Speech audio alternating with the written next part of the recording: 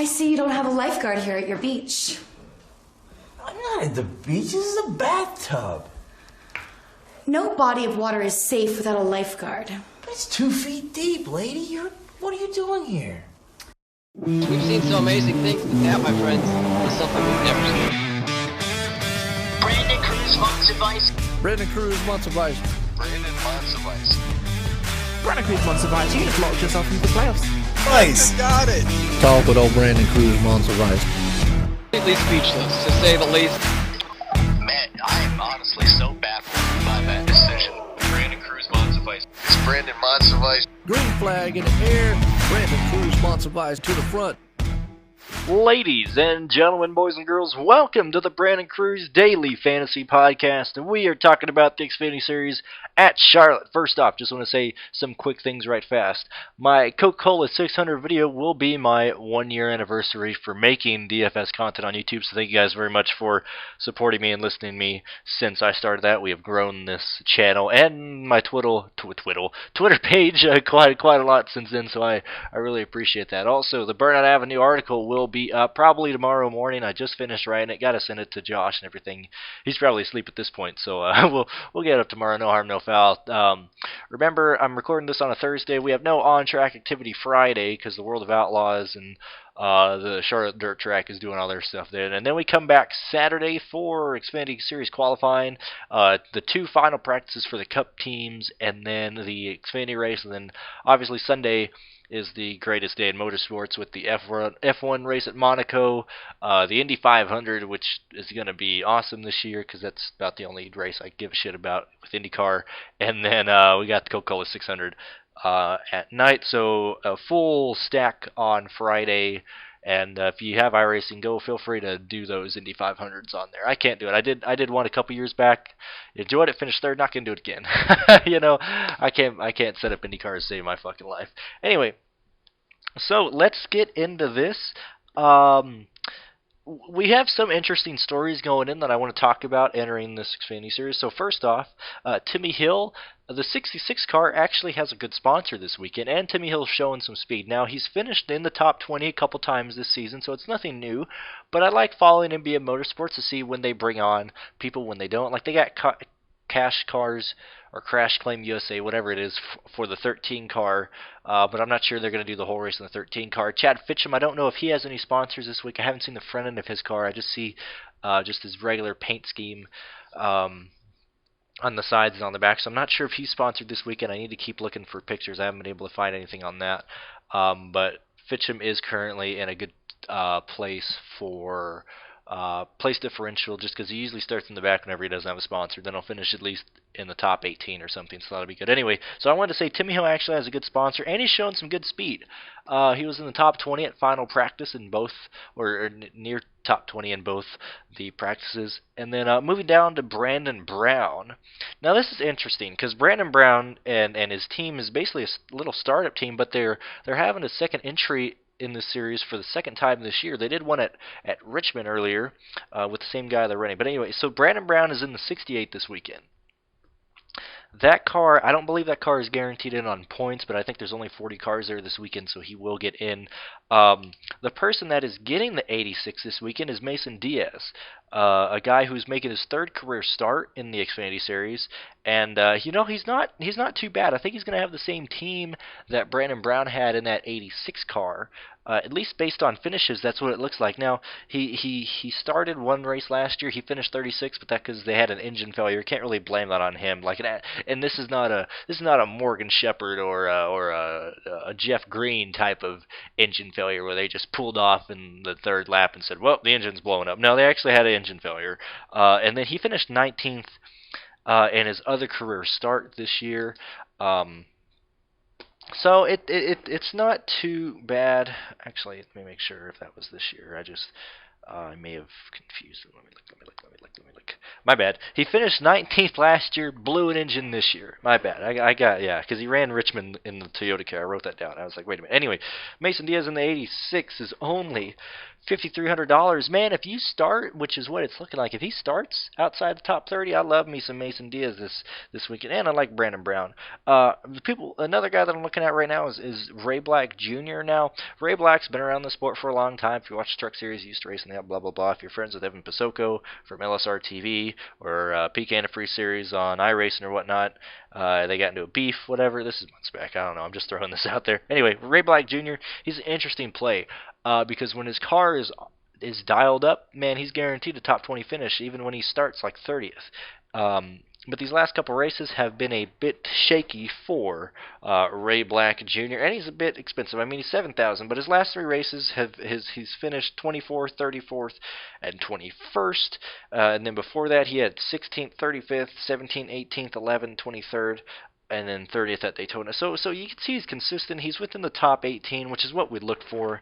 I just hope this is a week where he and Gray Galding at least show some speed in qualifying, at least make me feel better. Have them both start. Have like Ray Black Jr. start 29th or something. I'm on Ray Black Jr. this weekend. It's just that he was 27th first practice and 31st second practice. Oh yeah, and also going back to Diaz, he was 29th in first practice and 34th in the second practice. And he was 17th fastest on 10-lap averages in second practice, although he was only third from the bottom. And I apologize if you can hear the rain. It's currently raining right now in Lubbock. I'm watching this guy on a motorcycle try and get through this lake. Fantastic. Driving on the grass and a motorcycle. Awesome.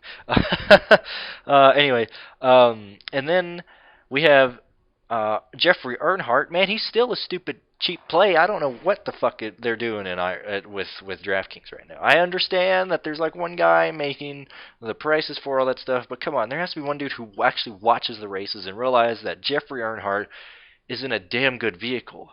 He just got in a bad situation in the Money Lion 300 where he finished 26th, but literally look at his other races. At the Daytona earlier in the year, he led laps, but he finished 15th. Didn't get involved in the wreck. He just got screwed over. In the other 2 races, he has a 6th and an 8th place finish. Ladies and gentlemen, what are we doing? Earnhardt is only $8,400, man. What are we doing? Now, he's not showing as fast speed as he had in the other races this year, so I'll give him that. But he's 18th and 17th fastest in the first and second practice. I love me some Jeffrey Earnhardt this weekend. We got a good car, $8,400. Yeah, he might be chalk at this point, and the next guy that I'm going to talk about might be chalk. But it's just nice to look at because I think everyone is going to go to looking at just the practice times. Like everyone's going to be looking at Tyler Reddick because he's kicking some ass, and he's the fastest in both practices, and what is it? The best 10 lap consecutive in the final practice. People are going to be looking at him. People are going to be looking at Christopher Bell. People are going to be looking at like Chase Briscoe, Justin Allgaier for place finishes and all that type of stuff. But I like Jeffrey Earnhardt, man. You got to find places to pick pivots and go off people. Justin Haley would be another good play in that regard. Justin Haley's quite interesting this weekend.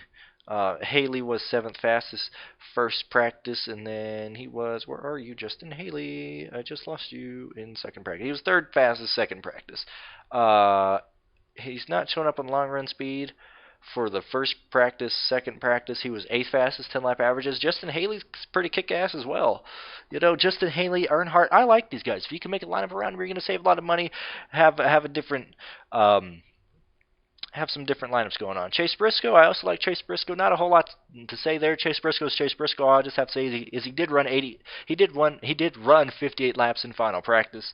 So Chase Briscoe at least draws me in that regard because usually if you're running that many laps, you're pretty comfortable just trying to find little tiny adjustments or anything like that. It's when you haven't ran a whole lot of practice, when you're in the garage changing so much shit, you don't have time to do laps. That's when I get a bit worried.